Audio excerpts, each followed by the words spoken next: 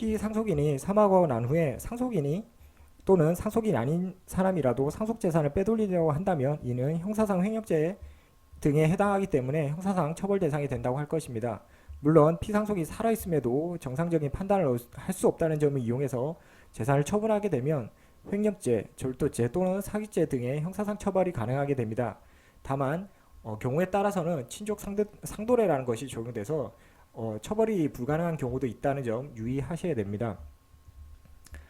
다만 위와 같은 형사상 처벌을 하는 것도 하나의 방법이지만 상속인이 임의로 상속재산을 처분하지 못하게 피상속인에 대해서 성년 후견인을 신청하는 것을 한번 고려해 보실 필요가 있습니다.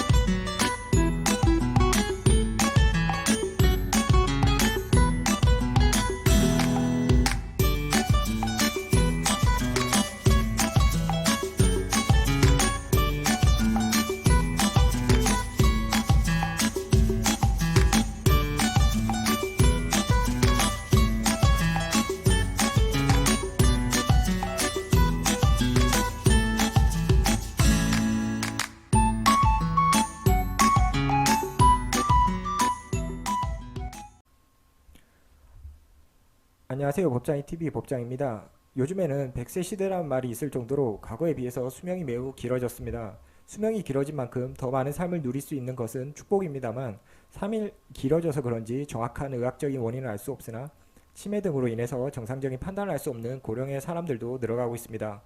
피상속인이 육체적으로 정신적으로 건강하게 생활하다가 사망하였다면 상속재산 분쟁은 크게 줄일 수 있겠으나 앞서 말씀드린 것처럼 최근에는 치매 등으로 인해서 정상적인 활동을 못하는 동안에 일부 상속인들 또는 상속인이 아닌 분들이 상속재산에 관해 임의로 사용하는 경우가 종종 발생하고 있습니다.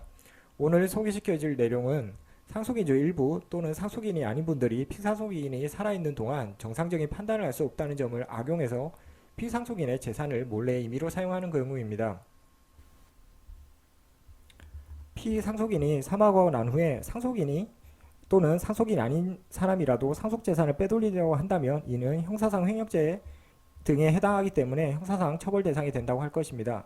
물론 피상속이 살아있음에도 정상적인 판단을 할 수 없다는 점을 이용해서 재산을 처분하게 되면 횡령죄, 절도죄 또는 사기죄 등의 형사상 처벌이 가능하게 됩니다.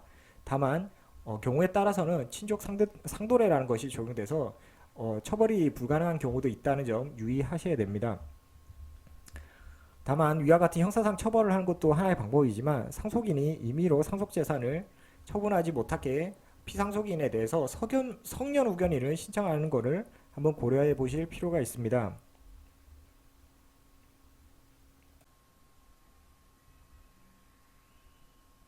그렇다면 피상속인이 사망하기 전에 피상속인이 치매 등의 사유로 재산을 관리할 능력이 없는 경우에 일부 상속인 또는 상속인이 아닌 분들이 상속재산을 빼돌리려고 하는 경우 어떻게 해야 될까요?